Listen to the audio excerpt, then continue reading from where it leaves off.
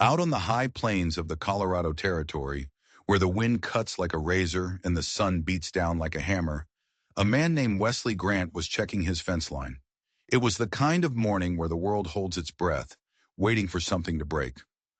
Wesley was 49 years old and he'd seen enough broken things to last a lifetime. He was chewing on a piece of dry grass, squinting at the horizon when he saw it. At first it looked like a pile of old rags, maybe a busted saddlebag snagged on a fence post. Nothing to worry about. But the wind, it has a way of telling secrets out there. It lifted a corner of the cloth, and Wesley's blood went cold. Underneath the rags there was skin, pale bruised skin, a hand curled and limp, and rope, thick, ugly rope. He dropped the grass stem. His boots pounded against the hard-packed earth, a drumbeat of dread. As he got closer, the shape came into focus. It wasn't a pile of rags. It was a girl, tied to his fence like a lamb for slaughter. Her dress was shredded, her dark hair was a tangled mess of blood and dust, and her lips were cracked open from thirst. He knelt beside her, his old bones groaning in protest. "Hell," he muttered, pulling out his belt knife. He sliced through the ropes, and her body just slumped forward, falling right into his arms. She was light, way too light. Her wrists were rubbed raw, angry red welts where the ropes had bitten into her flesh. He figured she was gone, another soul lost to the cruelty of the frontier. He touched her cheek, expecting the cold stillness of death, but it wasn't. It was cold, but it was alive, and that's when her eyes snapped open. They weren't the eyes of a person. They were the eyes of a cornered animal. She thrashed, a wild, panicked energy exploding out of her. She gasped, a hoarse, ragged sound. Don't touch me!" She scrambled backward, dragging herself through the dirt until her back hit the fence post. She was panting, her chest heaving, staring at him like he was the devil himself. Wesley backed up slow, holding his hands out where she could see them. "Easy, girl, easy now. I ain't here to hurt you." He spoke low and calm, the way you'd talk to a spooked horse. "My name's Wesley Grant. This is my land. Found you tied up out here." He lowered himself to one knee, trying to make himself smaller, less of a threat. "You got a name?" She swallowed, her throat working hard. Her eyes, wild and full of pain, never left his. "Ember," she croaked, her voice like sandpaper. "Ember Lee." He saw the cuts on her arms, the way she clutched her side, the blisters on her bare feet. This girl had been through hell and back. "You've been out here all night?" She gave a slow, jerky nod. Then she whispered something that made the hairs on Wesley's arms stand up. "He left me." "Who left you?" Wesley asked, his voice tight. "My father." Something inside Wesley's chest cracked right open. Father. He knew that word. He'd had a man who called himself that too. A man who smelled of cheap whiskey and rage, whose love felt more like a fist than a hug. He knew exactly what kind of man could do this. "He said I was dead," Ember whispered, her eyes looking at something far away. "Then he said I wasn't worth the bother. Said the wolves would finish the job." She tried to get up, but her legs gave out from under her. Wesley moved forward, slower this time, telegraphing every move. "I'm going to help you inside. That's it. Just inside."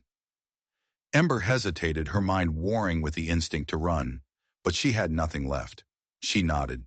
He scooped her up, and she was as light as a bag of feathers. She flinched when he touched her, a tremor of fear running through her body, but she didn't fight him. He carried her into the small, rough-hewn cabin he called home. He laid her gently on the cot in the corner and pulled a thick wool blanket over her. He poured some water from a pitcher and held the tin cup to her lips. She drank, her hands shaking so bad the water sloshed over the sides. Every little movement seemed to cause her a fresh wave of agony. Wesley lit the stove, the scrape of the match loud in the quiet room. He warmed some broth and cleaned her wrists with a damp cloth, his movements gentle and sure. She just watched him, her eyes tracking his every move, trying to figure him out. Finally, after a long silence broken only by the crackle of the fire, she spoke. "Why are you helping me?" Wesley didn't answer right away. He stared into the flames, and his mind went back. Back to the war, to the horrors he'd seen at Fort Pillow, back to Kansas, to the sister his own father had sold off to cover a gambling debt. He looked back at the girl on the cot, this broken piece of humanity washed up on his doorstep. Because someone should have helped me, he said, his voice barely a whisper. She looked away, pulling the blanket tighter around her shoulders. The cabin fell silent again. But this time, the silence wasn't peaceful. It was heavy. It was the calm before the storm. And then they heard it. Hoofbeats. Wesley went rigid. Ember shot upright on the cot, her eyes wide with a fresh surge of terror. "You expecting company?" he asked, though he already knew the answer. She shook her head, her whole body trembling. "They're back," she whispered. "They're back." He moved to the window, peering through a crack in the shutters. Out on the horizon, 3 plumes of dust were rising against the blue sky, converging on his property. 3 riders, moving fast and with purpose. "Who are they?" he asked, his hand already reaching for the Winchester rifle hanging on the wall. "Beau Renaire," she breathed, the name like a curse. "My father's man. And the others?" She shook her head. "My father, he owes money. He promised me to someone, but he got scared. Said I'd only bring him shame." Wesley pulled the rifle from its pegs. The familiar weight of it in his hands was comforting. "You know how to use a gun?" Ember shook her head, her eyes fixed on the approaching riders. "Then you're about to learn." He handed her his old Colt revolver, its grip worn smooth from years of use.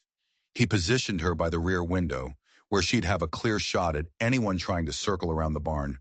Her hands were bone white as she gripped the gun. "You don't have to shoot," he said, his voice low and steady.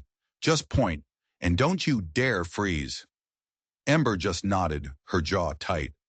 Outside, the 3 riders reined in their horses right where Wesley had found her. One of them dismounted, a big, ugly-looking man, and cut the last piece of rope still dangling from the fence post. The leader, a man with a face like dried leather and a mean-looking scar across his cheek, cupped his hands around his mouth. "Grant, I know you got her in there. Send out our property." Wesley stepped onto the porch, the Winchester held easy in his arms, its barrel pointed at the ground. He looked calm, but inside a cold fury was building.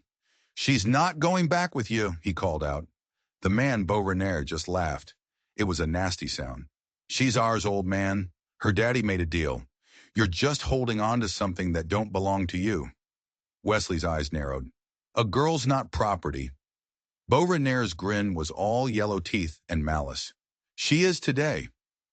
Inside the cabin, Ember whispered into the silence, her voice trembling. "They're going to kill you."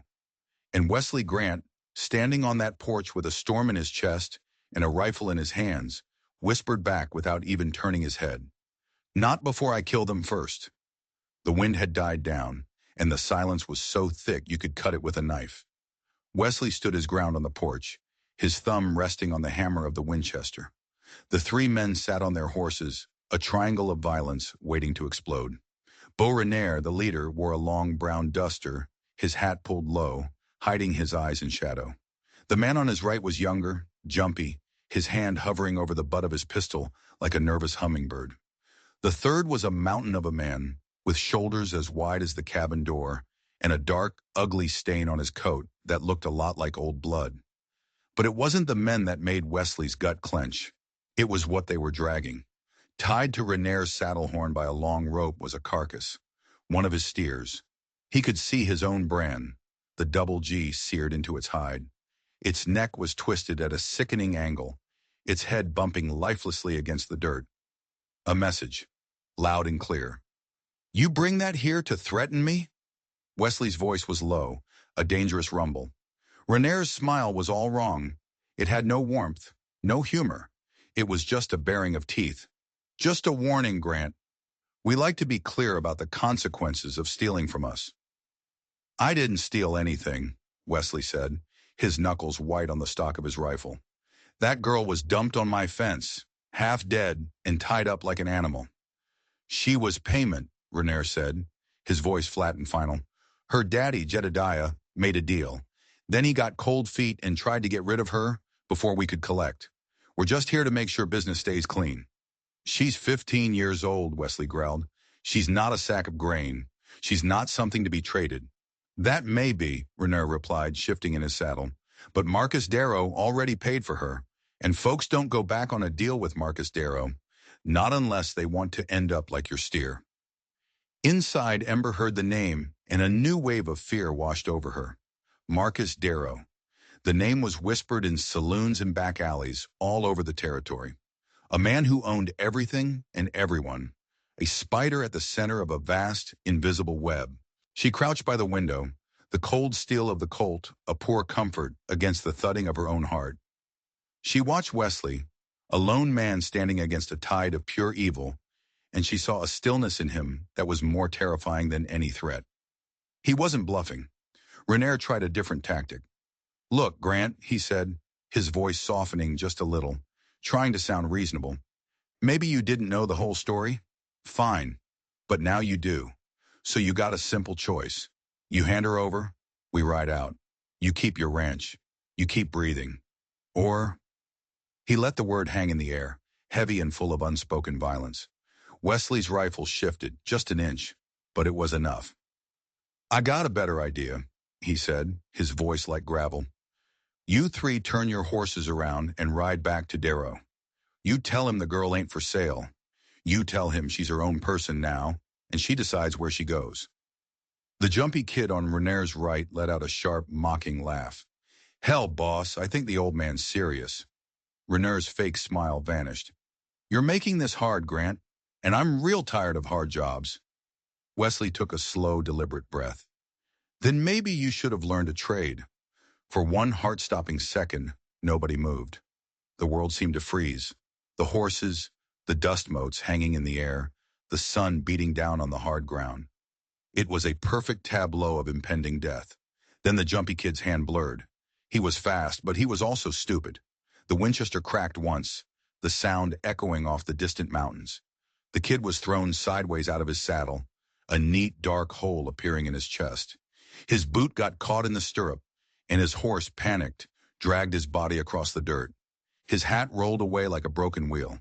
The other two were still processing what had happened when a second shot rang out. This one came from the cabin, from Ember. The bullet slammed into the big man's horse just behind the shoulder. The animal let out a terrible, piercing scream and reared up, throwing its rider hard. Dust and chaos exploded as the massive man hit the ground with a sickening thud. "Damn it!" Renier roared, yanking his horse around in a tight circle. He was alone now, his men either dead or dying. He glared at the cabin, his face a mask of pure hatred. "We'll be back, Grant. You hear me? You just declared war on Marcus Darrow." Wesley was already ducking back inside the cabin door as bullets from Renier's revolver chewed up the wood frame where his head had been moments before. He slammed the door shut and bolted it. Ember was standing by the table, her face as white as a sheet. She had dropped the Colt, and her hand was covering her mouth, her eyes wide with shock. "You hit him?" Wesley asked, already reloading the Winchester. I hit the horse," she stammered. "I was aiming for him, but I—" "Good enough," Wesley grunted, peering through a crack in the wall. Beau Renier was already a distant cloud of dust, riding south as fast as his horse could carry him. He turned back to Ember. She looked like she was about to collapse. "I've never—" she started, her voice shaking. "I've never even fired a gun before." Wesley nodded, his face grim. "You did fine, but I killed that horse. You didn't kill it, you wounded it. The rider, though, he might not be so lucky, but that's on him." He poured her another cup of water from the pitcher. "Drink," he said. "You're gonna need your strength." She took the cup, her hands a little steadier this time. She took a long drink, the water seeming to bring a little bit of life back into her. "They'll come back," she said. It wasn't a question. "Yes," Wesley said simply. "With more men?" "Likely." "Then what do we do?" she asked, her voice small. Wesley sat down across from her, his gaze distant.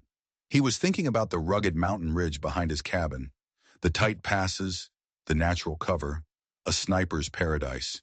He was thinking about an old line shack he'd built up there years ago, a place to hide out when things got rough.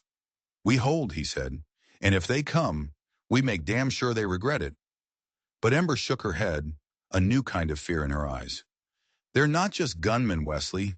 You don't understand. Marcus Darrow, he isn't just some outlaw. He owns judges. He owns marshals. He has men in every town from here to Santa Fe. You don't just cross Marcus Darrow, you disappear." Wesley met her gaze, his own eyes as hard as flint. "He already left you for dead once," he said. "You've got nothing left to lose." She looked at him then, and for the first time he saw something in her eyes besides fear. It was a tiny flicker of something else. Something like hope. It was fragile, easily extinguished, but it was there. "Why are you doing this?" she asked, her voice barely a whisper. "You could have just handed me over. Saved your own skin." Wesley leaned back, the wood of the chair creaking under his weight. His eyes were far away, looking at ghosts only he could see. "Because the first time I saw you tied to that fence," he said, his voice rough with emotion, "I saw someone I used to be." Outside, the wind began to howl again, a mournful sound that seemed to carry a warning. The dust trails were gone, but the sky to the south seemed darker now, charged with a tension that vibrated in the very air. War was coming to Devil's Gate, and Wesley Grant, for the first time in a long, long time, was ready to fight. The next morning broke heavy and silent. The world outside the cabin was painted in shades of gray and brown, the early sun struggling to burn through a thin layer of clouds.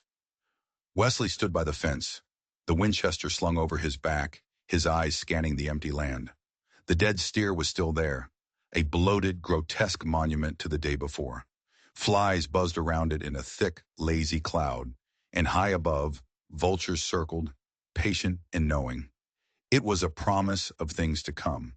Inside, he could hear Ember moving around. She was sweeping up the glass from the window she'd fired through.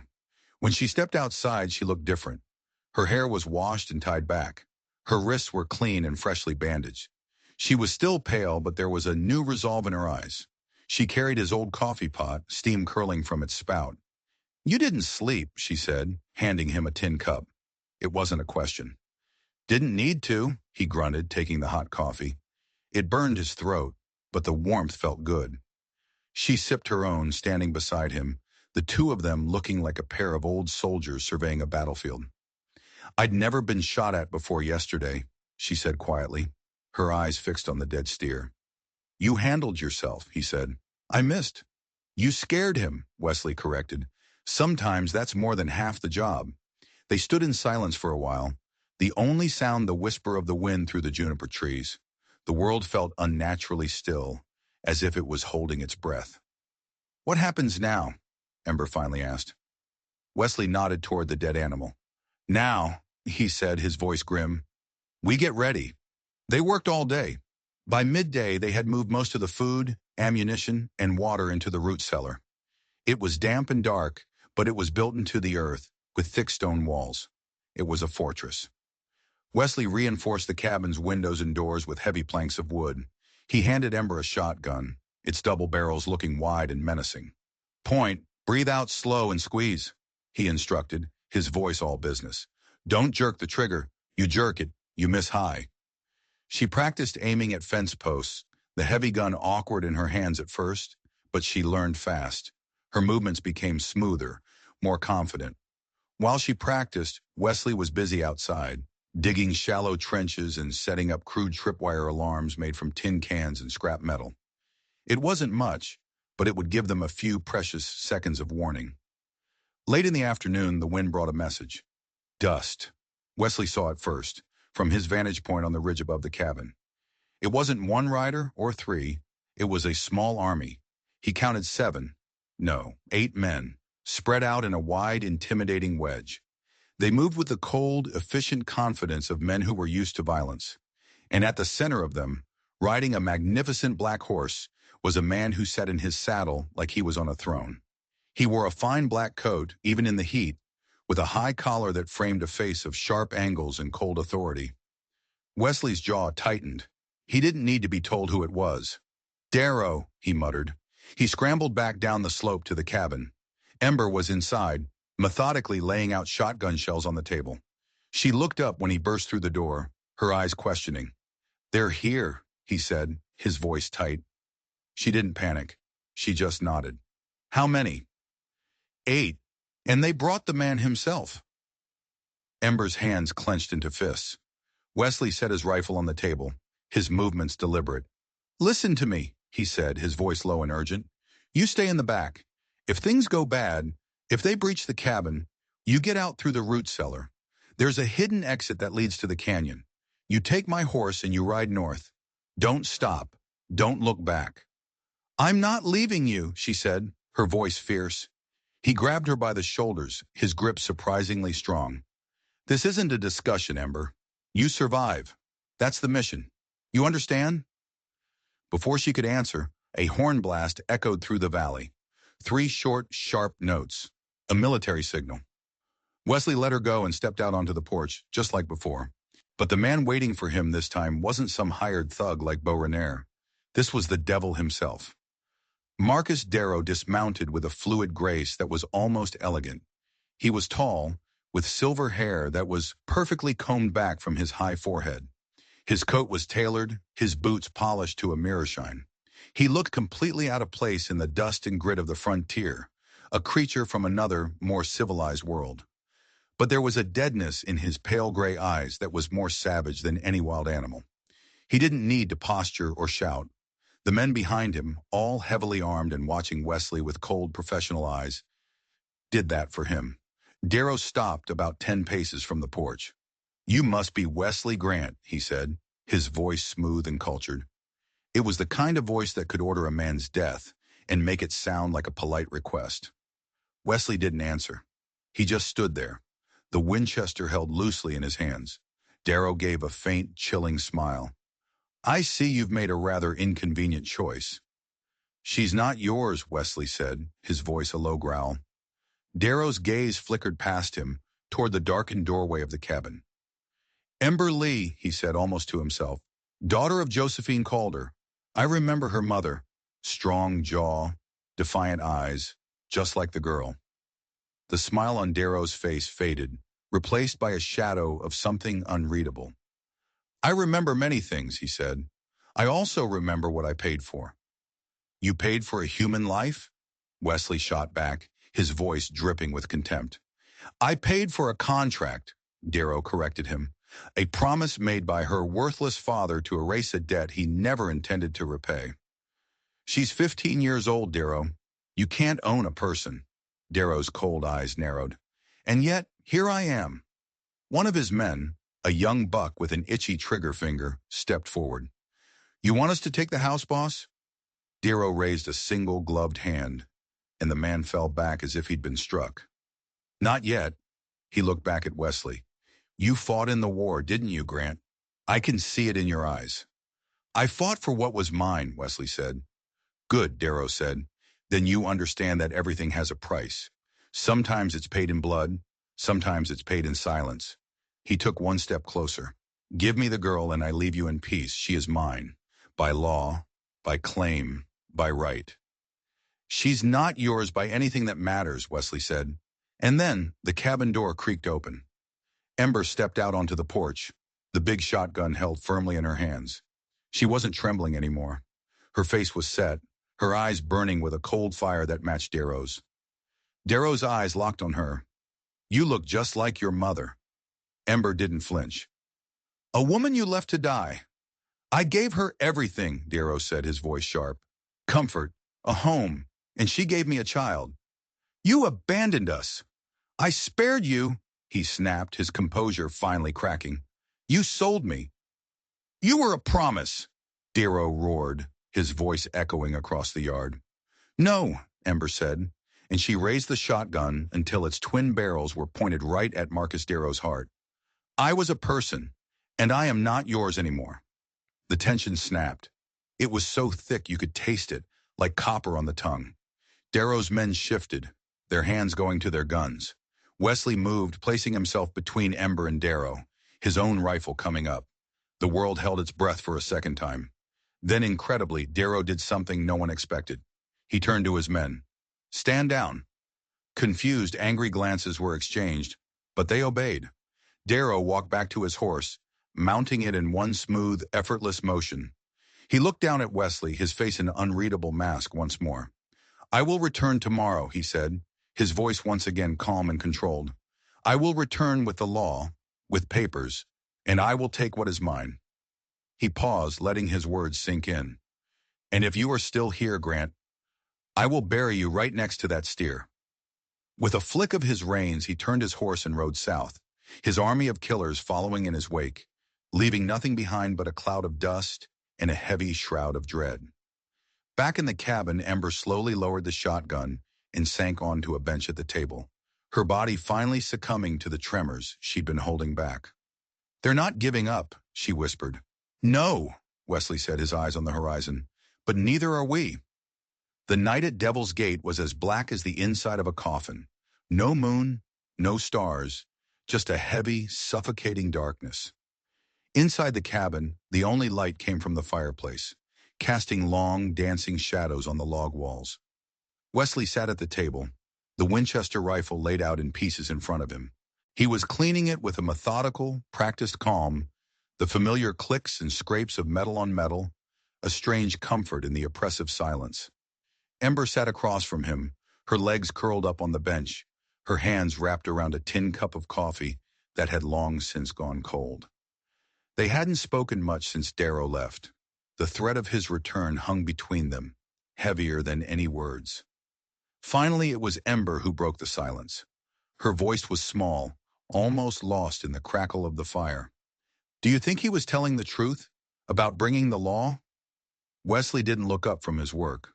"A man like Darrow doesn't bluff," he said, his hands moving with an economy of motion that spoke of long, hard years. "Not when he's got enough money to buy any law he wants." Ember nodded slowly, her eyes fixed on the glowing embers in the hearth. "So, tomorrow, what happens?" "That depends," Wesley said, sliding the bolt back into the rifle's receiver with a satisfying thud. "If he comes with papers, we stall. If he comes with guns, we fight." There was a long pause. "And what if he comes with both?" A small, tired smile touched Wesley's lips. "Then we improvise." The fire popped, sending a shower of sparks up the chimney. Ember stared into the flames, her face a mask of worry. "My mama's name was Josephine Calder," she said suddenly, her voice distant. "She came from New Orleans, ran away from her family because they wanted her to marry some rich old banker. She met Jedediah Lee on a riverboat heading west. She thought he was a gentleman." Wesley grunted. "I've known plenty of men like that, all Polish on the outside, all poison on the inside." Ember's voice dropped to a whisper. "He wasn't my real father, not by blood." Wesley's hands stilled. He looked up, his eyes sharp and focused on her now. He didn't say anything. He just waited. "He used to say it whenever he got drunk," Ember continued, her words tumbling out now, as if a dam had broken inside her. "He'd say I was Darrow's mistake, that my mama had tried to trap a powerful man, and when it didn't work, she ran away with me." She looked up at him, her eyes burning with an old, cold anger.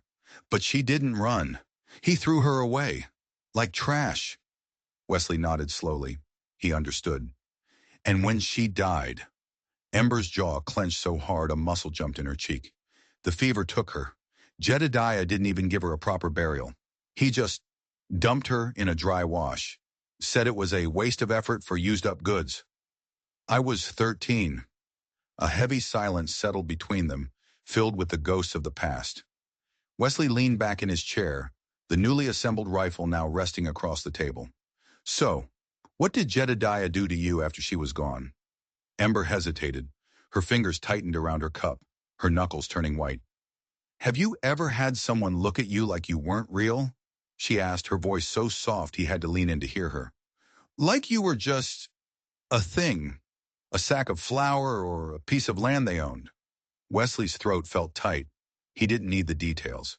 He recognized the weight in her voice. It was the same weight he had carried for most of his life. "I tried to run away once," Ember whispered. "I made it 6 miles, barefoot, and hid in a canyon. He found me by nightfall." A shiver ran through her, despite the warmth from the fire. "After that, that's when he started talking about selling me. He said my bloodline might be worth something if Darrow ever came looking. He wasn't just cruel, Wesley. He was terrified. He knew Darrow would kill him if he ever found out what he'd done to his property. Slowly, Wesley stood up. He walked over to the shelf where he kept a bottle of whiskey for cold nights and bad memories. He poured a small amount into a second cup and handed it to her. "For your nerves," he said gruffly. "Just a sip." She took it without protest, the fiery liquid making her cough and her eyes water. Wesley sat back down. "You think Darrow knows? What Jedediah did to you?" "No," she said immediately, "and I think that's the only thing that's kept Jedediah alive all these years." A new light came into Wesley's eyes, a tactical, calculating light. "Then maybe that's our play." Ember frowned. "What do you mean?" "You said it yourself. Darrow's got pride, and maybe, just maybe, he's got regrets. He wants you back, not because he cares about you, but because of what you represent, what he lost." She nodded, following his logic. "So," Wesley continued, leaning forward, "if we can make him see what Jedediah did to his property, maybe his pride will do our work for us. Maybe he'll turn his anger from us to Jedediah." The fire popped again, a loud crack that made them both jump. Ember stared into the flames, her face unreadable in the flickering light. "I don't want revenge," she said finally, her voice flat. "I just want to disappear. I want to ride so far north that they forget I was ever born." Wesley looked at her, a long, steady gaze. "You ever been north of the Sweetwater River?" She shook her head. "Wide open country up there," he said, a wistful note in his voice. "Grass so tall you can lose a horse in it. No lawmen, no Darrow, just sky and wind." "You think I could make it there?" she asked, a flicker of that fragile hope returning to her eyes. "With a little bit of a head start, yeah," he said. "But that ain't tomorrow." "No," she agreed, her voice firming up. "Tomorrow's war." As if on cue, a sharp knock echoed from the front door. They both froze, their eyes locking across the table. In an instant, Wesley was on his feet, the Winchester in his hands, silent as a ghost. He crept to the door and peered through a small peephole he'd drilled years ago. Outside, bathed in the faint starlight, stood a man in a bowler hat and a dusty suit. He was holding a leather satchel. He didn't look like a killer. "Evening," the man's voice called out, smooth and professional. "Name's Ford. Legal courier. I have documents for a Mr. Wesley Grant." Wesley's eyes narrowed. "From who?" "Mr. Marcus Darrow, sir. It's a court order. State of Colorado, all signed and witnessed." Keeping the rifle pointed at the floor but ready, Wesley slowly opened the door. The man, Ford, didn't flinch. He just handed over a thick packet of papers tied with a ribbon. "Mr. Darrow is making it official," the courier said, his voice devoid of any emotion. "He asked me to inform you that he'll be back at sunup with the sheriff. He expects your full cooperation." Wesley took the papers without saying a word. Ford tipped his hat. "Good luck to you, sir." And with that, he turned and walked off into the darkness, his footsteps swallowed by the vast empty night. Wesley stood in the doorway for a long moment, the papers feeling as heavy as lead in his hand. The law was now on Darrow's side. He closed the door and turned to face Ember, who was standing by the table, her face pale. "What now?" she asked. Wesley looked down at the official documents, then at her. A grim, determined look settled on his face. "Now," he said, "we fight them in a way they'll never see coming." The sun wasn't even a rumor on the eastern horizon when the sound of hooves carried on the morning air. Wesley was already up, dressed and armed. A fresh cup of coffee sat untouched on the table, its steam rising in the cold air of the cabin. Ember stood by the back window, her breath fogging the glass. She hadn't slept, he could tell. There were dark circles under her eyes, but those eyes were sharp, alert, and full of a cold, hard fire. The Colt was no longer an alien object in her hand. It was holstered at her side, as if it had always been there. "They're early," she said, her voice a low murmur. Wesley nodded, taking a final check of the Winchester. "Means they're nervous. Good." He peered through the front window. It wasn't a small posse this time. It was a cavalry. He counted 13 riders, moving with a disciplined formation that spoke of military training. They were professional killers, mercenaries in everything but name. In the center, of course, rode Marcus Darrow, but beside him was a man who made Wesley's blood run cold. a ghost from his past. Clay Mortensen. The last time Wesley had seen Mortensen was 20 years ago, on opposite sides of a bloody range war in Lincoln County. Mortensen was a legend, and not the good kind. He was fast, cruel, and loyal only to the man with the most gold. They said he once gunned down a preacher over a disputed land deed, then married the man's widow just for the sheer, cruel sport of it. Now he worked for Darrow. This was bad. This was very, very bad. A dusty wagon rattled along behind them, and standing beside it was a short, fat man in a rumpled suit, sweating already in the morning chill. Sheriff Calloway from Silver Junction, looking like he'd rather be anywhere else in the world. Wesley took a deep breath and stepped out onto the porch. He was a lone figure against a small army. He heard the faint click of the cabin door closing behind him. Ember was in position. The riders fanned out, creating a semicircle of death around the small cabin. "Wesley Grant," the sheriff called out, his voice trembling slightly. He held up a thick scroll of paper like a shield.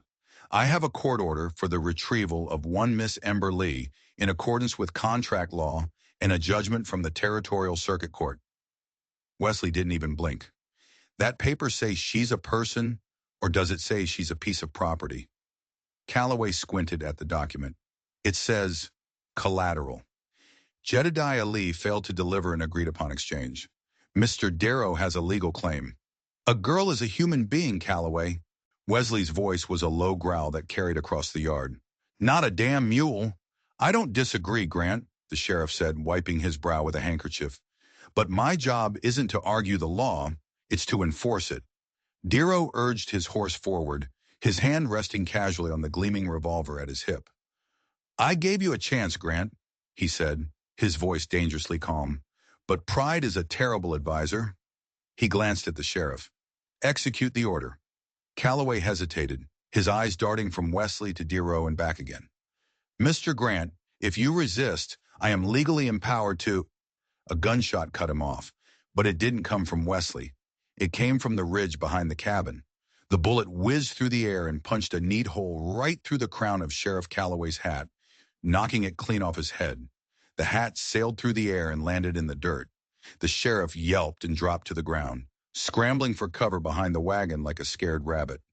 "She's on the high ground," Mortensen roared, his eyes scanning the rocks. "The girl's in the rocks." Wesley didn't waste the opportunity. He raised the Winchester and fired. The first rider to draw his weapon grunted and tumbled from his saddle, dead before he hit the ground. And then all hell broke loose. The yard erupted in a deafening roar of gunfire. The riders scattered, diving for whatever cover they could find. A second shot rang out from Ember's position on the ridge. Another of Darrow's men screamed and fell, clutching a bloody leg. "Hold your fire!" Darrow bellowed, ducking behind the relative safety of the wagon. "She's no good to me, dead!" Wesley used the moment of confusion to dart back inside the cabin, reloading on the move. "They're splitting up!" Ember's voice called down from the rocks. "4 of them are trying to circle around the ridge." "Hold your position!" Wesley yelled back. "Pick your targets! Make every shot count!" He swung the barrel of the Winchester out of a side window and fired at a rider trying to flank him from the left. He missed, and a hail of bullets slammed into the log walls around him in response. The whole cabin shuddered under the assault. Outside, Mortensen was barking orders, a seasoned commander in his element. "Flush her out! Get the charge! Bring up the charge from the wagon!" Wesley's stomach dropped. The wagon. Dynamite. He burst out the back door, firing his revolver at 2 men who were pulling a crate from the wagon. He hit one in the shoulder, sending him spinning. The other dove for cover. Another shot from Ember sent wood splinters flying from the crate, forcing the man to keep his head down. "Cover the ridge!" Mortensen screamed, pointing. One of his riders had reached the base of the rocks and was starting to climb, moving fast and low like a lizard. Wesley saw him, but he was too far away to get a clear shot. "Ember!" he shouted, a warning in his voice. But Ember had already seen him. She didn't panic. She shifted her position behind the rocks, waited for the perfect moment, and when the man's head appeared over the ledge, she fired once. A single, clean shot. The man dropped like a stone, his body tumbling back down the rocks. A grim smile touched Wesley's lips. Hell of a shot, kid. Lucky, she called back, her voice tight with adrenaline. Lucky keeps you breathing. But then Darrow shouted an order, and the man with the wounded shoulder managed to get to his feet.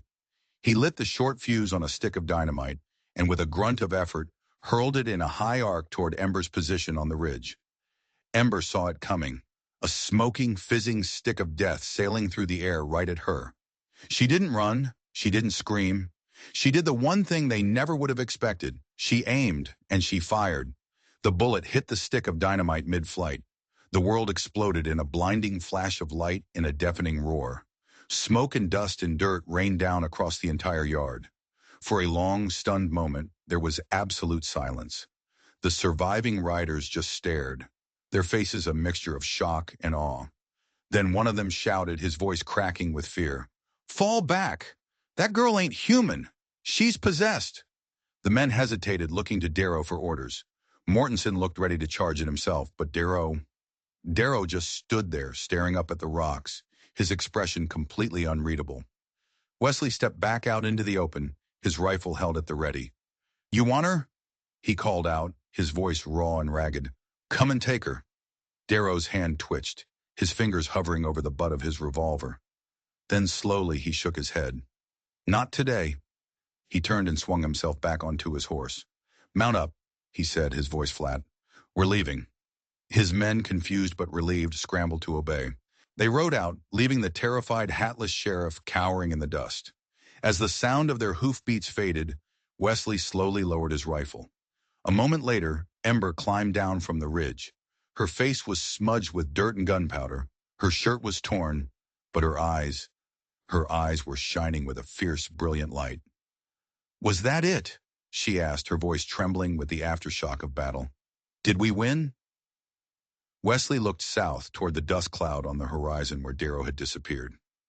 No, he said, his voice heavy. That was just the beginning. The day after the firefight felt like broken glass. It was quiet, sharp, and everything seemed fractured. The acrid smell of burnt gunpowder still hung in the air, a ghostly reminder of the violence. Wesley stood by the water trough, his sleeves rolled up, scrubbing the blood from his hands.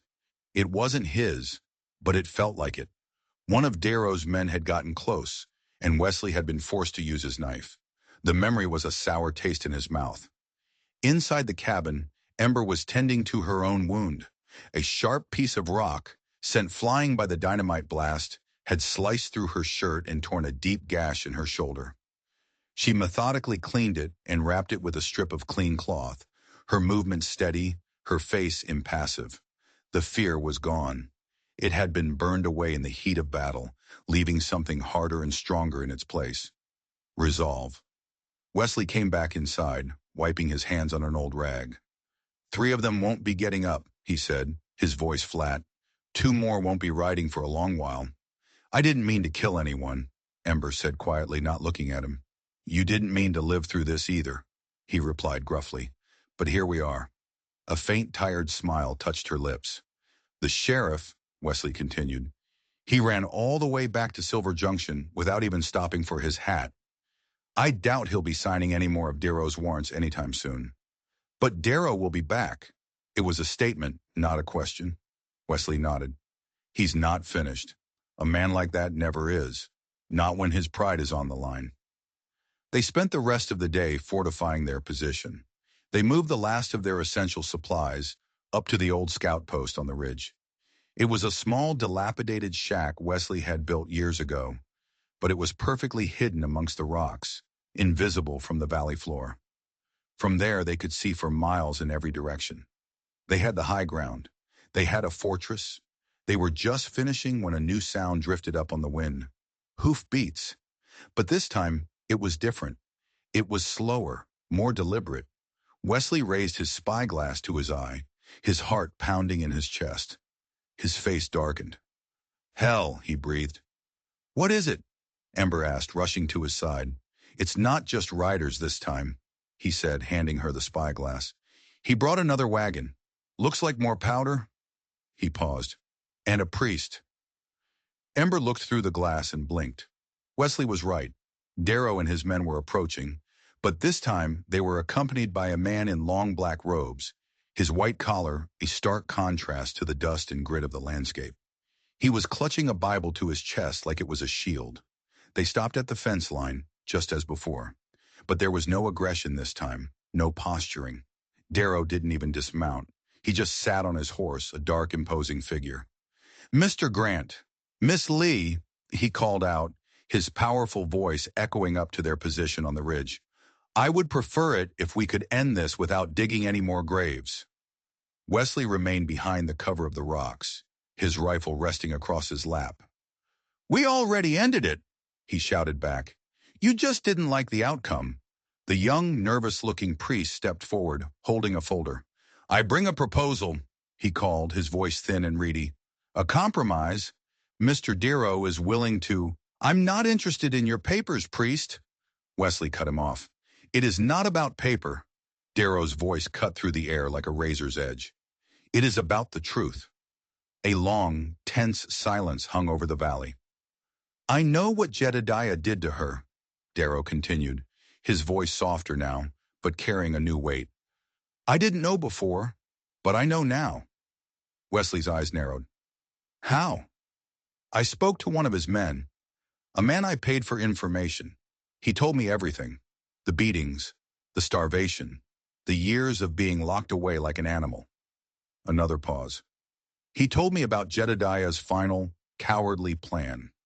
To leave her tied to your fence to die. To make it look like a drifter or the wolves had done the job." Ember stepped out from behind the rocks, the shotgun held at her side. Her voice was as cold as ice when she spoke. "And that makes you the hero now?" "No," Darrow said, and for the first time there was a crack in his iron composure, a flicker of something that looked almost like pain. "It makes me her father." The words hit them like a physical blow. They echoed off the rocks, seeming to hang in the air for an eternity. Wesley looked at Ember. Her face was a blank mask, not of shock, but of cold, hard calculation. "I abandoned your mother," Darrow said, his voice louder now, as if he was forcing the words out. "I was young, arrogant. I thought she was trying to trap me with a child. I thought I was above such things." He shook his head, a gesture of profound regret. "I was a fool. I was wrong." He finally dismounted, his movements slow and deliberate. His hands were nowhere near his gun.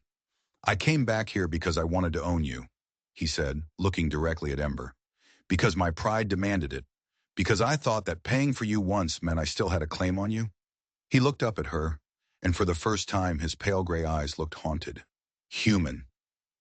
"But then I found out what Jedediah had done, the years of cruelty he inflicted on you, and I realized you were never mine to claim. You were never anyone's."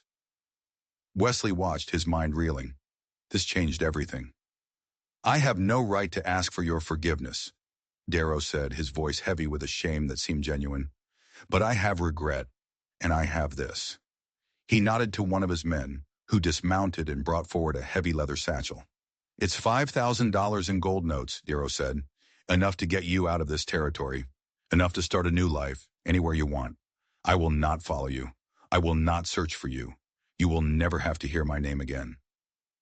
Wesley slowly, cautiously, made his way down the rocky slope, his rifle still held at the ready. Why? Why the sudden change of heart? Darrow didn't hesitate. "Because I lost your mother by trying to control her," he said, his voice raw. "I will not lose my daughter the same way." Ember stared down at the man who claimed to be her father, her face a storm of conflicting emotions. "Would you have said any of this if I hadn't shot your men?" she asked, her voice quiet but piercing. "No," Darrow admitted with brutal honesty, "but blood has a way of opening a man's eyes faster than love ever did." Wesley took the satchel. He opened it. It was full of real stamped banknotes. He climbed back up to the ridge and handed it to Ember. "You believe him?" she asked, her voice a whisper. "No," Wesley said, "but I believe he's finished." Darrow mounted his horse, a man who looked suddenly older, smaller. The priest scurried back to the wagon. The riders began to circle, ready to leave. Darrow spoke one last time, his voice a low command that carried on the wind. Find Jedediah Lee. Bring him to me. He looked up at the ridge. And when you bury him deep. And then they were gone. No gunfire, no threats. Just the sound of hoofbeats fading into the vast, unforgiving silence of the plains. Back in the relative safety of the shack, Ember sat by the small fire, the satchel of money in her lap. It felt heavier than a bag of stones. "What do I do now?" she whispered, looking at Wesley with lost, uncertain eyes. Wesley stirred the fire with a stick, the flames dancing in his tired eyes. "Whatever you want to," he said gently. "I don't even know what that is." "You'll find it." She looked at him, a real, genuine question in her eyes. "Did you ever run away?" "Once," he said, his voice distant. "Didn't run far enough." "What made you stop running?" He looked at her then, a long, steady gaze that seemed to see right into her soul. "You," he said. 3 days later they rode out. It was before dawn, the sky a deep, bruised purple, the stars still sharp and bright. The money was tucked deep in Wesley's saddlebag, wrapped in oilskin to protect it from the elements. Ember traveled light, a change of clothes, ammunition for the Colt, and a small faded yellow ribbon that her mother had once tied in her hair. They didn't talk much. The events of the past few days had left a heavy silence between them, a shared experience that words couldn't touch. They weren't heading north, not yet. Wesley was leading them west, toward a place called Dry Mesa. It was an old, abandoned mining pass, a jagged scar in the earth where the ground split into sharp ridges and deep, shadowed caves. Wesley had scouted it during the war. He knew every trail, every hiding spot, every sniper's nest. It was a place a man could make a last stand, a place a man could choose to die. Because Wesley Grant didn't believe in happy endings. He didn't trust Dero's sudden change of heart. Men like that didn't just give up. They didn't feel regret. They felt rage. They felt humiliation, and they sought revenge. Wesley believed the $5,000 wasn't a gift. It was a bounty. Dero was paying someone else to finish the job, to clean up his mess so his own hands would stay clean. And the man he would send to do it would be Clay Mortensen. Mortensen wouldn't be bound by Dero's newfound conscience. He would come for them, and he would not stop until they were both in the ground. They reached the top of the mesa just after noon. The sky was a vast, empty blue, and buzzards were already circling in the distance, as if they knew what was coming. Wesley and Ember worked together, building a blind in the rocks, a fortified position from which they could defend themselves. "You're sure about this?" Ember asked, her voice tight, as she tied a piece of brush into place. "No," Wesley admitted, his eyes scanning the valley below. "But I'd rather finish this on my own terms than spend the rest of my life looking over my shoulder." She nodded, her jaw set. She sat beside him, the shotgun across her lap, and they waited. The hours crawled by. The sun began its slow descent, painting the sky in fiery shades of orange and red. And then, as dusk began to settle over the land, they came. A line of riders moving out of the south. It wasn't Dero. It was Mortensen, his long black duster flapping behind him like the wings of a crow. He had 10 men with him, and they were spread out, moving with a cautious, deadly purpose. There would be no speeches this time, no warnings, only blood. Wesley settled the stock of his Winchester against his shoulder. Ember sat to his left, her back against the hard rock of the mesa, the Colt held steady in her hands. "You take the left flank," Wesley said, his voice a low whisper. "Wait for my shot. Then you move, and don't you hesitate." Ember took a slow, steadying breath. "I won't." The first shot cracked the evening stillness like a whip. Wesley's bullet caught the lead scout high in the chest, knocking him from his saddle. And then the mesa exploded in a symphony of destruction. Gunfire roared from both sides.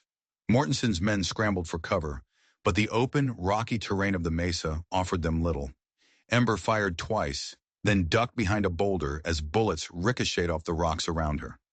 Wesley was a ghost, a shadow moving between the rocks.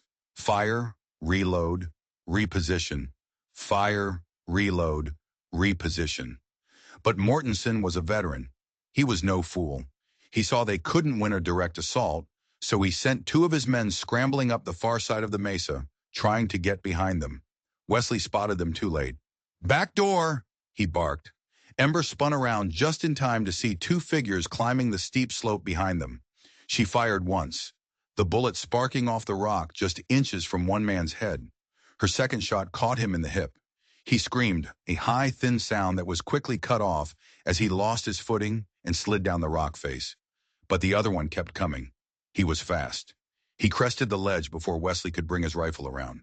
Wesley dropped the Winchester and drew his revolver, but the man was already on him. They collided, a tangle of limbs in fury. The man was younger, stronger.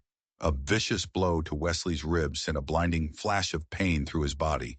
He heard something crack, but he didn't stop. He drove his elbow up into the man's throat, twisted and slammed the back of his head against the sharp edge of a rock.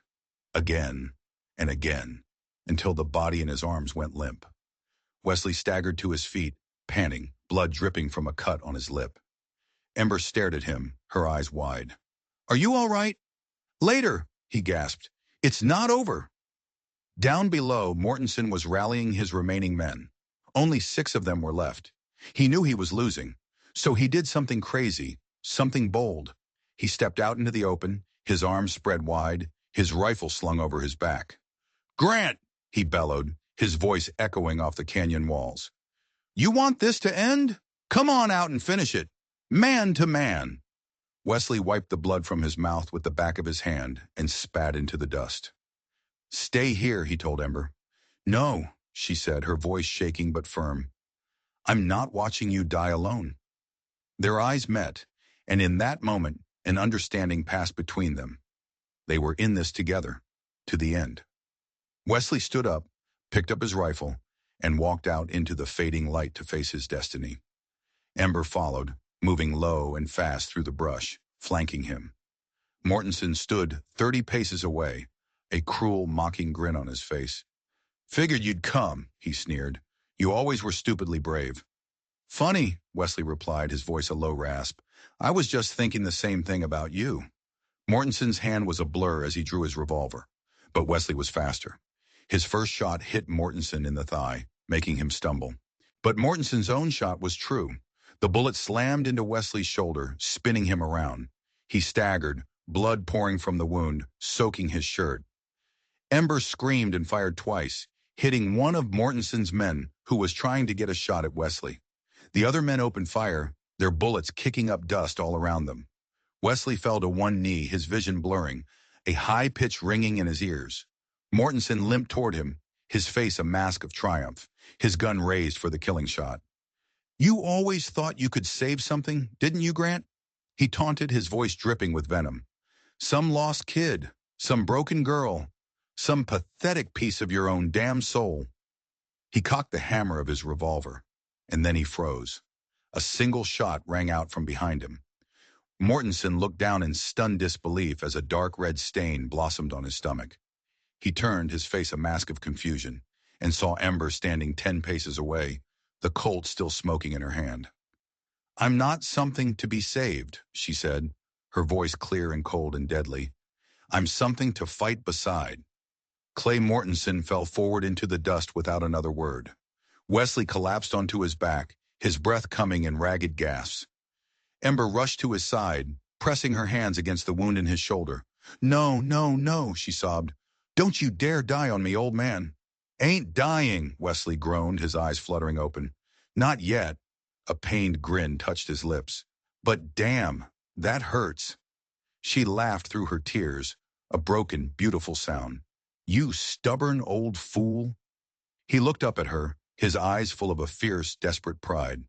"That's my girl." And as darkness finally fell on dry mesa, the wind carried the last echoes of the gunfire away into the vast, silent desert. They buried Clay Mortensen where he fell, under a pile of rocks on the barren mesa. There was no cross, no prayer, just a simple monument of stone to keep the coyotes from his bones. The few remaining men from his posse, the ones who hadn't run when their leader fell, were stripped of their guns and sent walking back south. Wesley spared their lives, not out of mercy, but out of a deep, soul-crushing weariness. The killing was over. The desert could have the rest. Ember stood over the makeshift grave, a profound silence surrounding her. The wind tugged at her hair, whipping it across a face that now looked far older than her years. The sky above was a canvas of soft morning gold, a new day dawning on a world that felt forever changed. Wesley leaned heavily on a crutch he'd fashioned from a broken rifle stock. His left arm was in a sling, and every breath sent a jolt of agony through his cracked ribs. But he was on his feet. He was alive. "You sure about this?" he asked, his voice rough. He watched as she cinched the saddlebags onto her horse. Ember nodded, her movements deliberate and sure. "If I stay here," she said, her eyes on the distant horizon, "I'll never be more than what happened to me. I'll always be the girl who was tied to a fence." "You're already more than that," he said softly. A small, sad smile touched her lips, but it didn't reach her eyes. "I need to find out who I can be when no one is chasing me, when I'm not someone's debt, or someone's mistake, or someone's daughter." He limped over to her, slow and steady. He held out a folded piece of paper. It was a hand-drawn map. "Take this, ride north, past Eagle Rock. There's a town there. Ask for a woman named Sarah Boone. She runs a boarding house. She helped me out of a bad spot once, a long time ago. Tell her I sent you. She'll help you too." Ember took the map and carefully tucked it into her saddlebag. "What about you?" she asked, her gaze lingering on his bandaged shoulder. Wesley looked out over the vast, empty valley. He could see his small cabin in the distance, a tiny speck of civilization in a world of wild, untamed beauty. "I'll mend," he said. "Heal up. Fix some fences. Maybe I'll finally finish that porch swing I started 10 years ago." She gave him a knowing look. "You hate porch swings." He allowed himself a small, genuine smile. "Yeah," he admitted, "but I hate leaving things unfinished even more." They stood there for a moment in a comfortable silence, the kind that exists only between two people who have walked through fire together and come out the other side. There was nothing left to say. They both understood.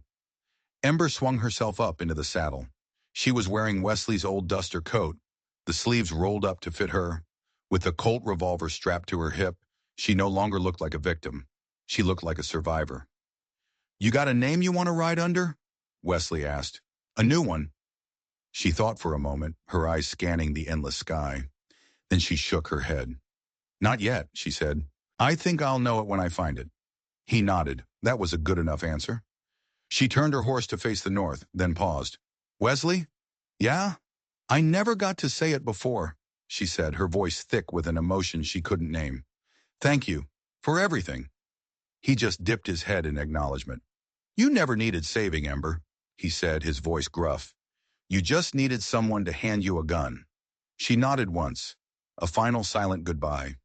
Then she kicked her horse, and the animal moved forward, its hooves drumming a steady rhythm against the hard-packed earth.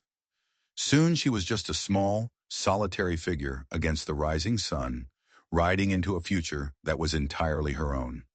Wesley watched until she was just a speck on the horizon, until she finally disappeared into the haze. Then, and only then, did he turn and begin the slow, painful walk back to his empty cabin. 2 weeks later, a letter arrived at the sheriff's office in Silver Junction. Sheriff Calloway read it once, then poured himself a large whiskey and read it again. It was from Marcus Dero. The handwriting was neat, precise, and cold. "To whom it may concern," it read, "all legal and personal claims against the girl formerly known as Ember Lee are hereby withdrawn. Her father's debt is considered paid in full. Any attempt to pursue her or interfere with her travels will be met with the swiftest and most severe consequences. This is not a threat. It is a promise. She is free."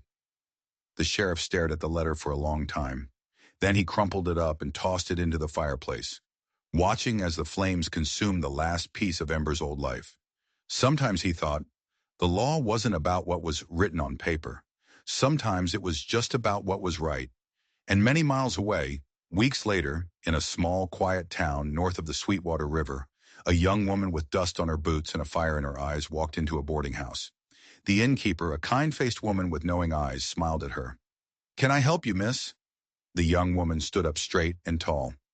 "I'm looking for a room," she said, her voice clear and strong. "My name is Calder. Ember Calder. The innkeeper's smile widened. Well, Miss Calder, she said. Welcome. We have a room waiting for you. Ember nodded, a sense of peace settling over her for the first time in her life. I think I'll stay for a while. Outside, the prairie wind whispered through the tall grass, telling a story. It was a story of a girl who was left for dead, and the stubborn old man who refused to let her die. It was a story of fire and blood and courage, and of a place called Devil's Gate, where the devil himself came to collect a debt and found something stronger and truer waiting for him.